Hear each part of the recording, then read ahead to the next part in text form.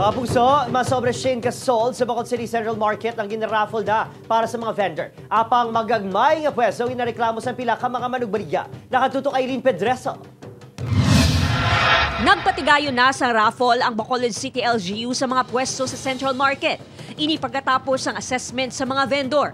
Shane Casol sang raffle para sa mga manugbaligya sang isda.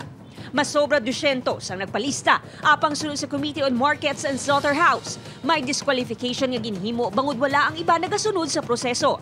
Based on the market code, kung amo na niya mga utang mo, nagway ka nakabayad, i-close gina yung imo stalls. Gin-check gina sa market supervisor every day kung sino ang nagabaligya. May ara nga mga vendors nga pag-check every day, daw for 2 weeks or basta lawig mga tinion, why sila gabaligya. So, but silingon, why sila interest magbaligya.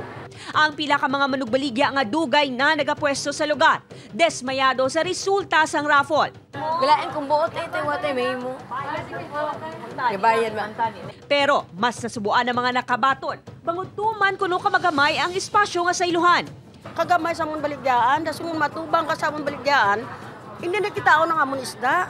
Nagpasalig naman ang LGU nga pangitaan sa maayo nga pwesto ang mga nagabutan sa raffle. Isa sa atong kinahanglan nga address when we rehabilitate ang atong mga markets, tanan nga mga areas kung diyan sila gabaligya, gaagi kag kadto ang mga buyers. Samtang ang mga wala ginswerte sa raffle, sarang pa man makabaligya sa Burgos Market suno sa LGU.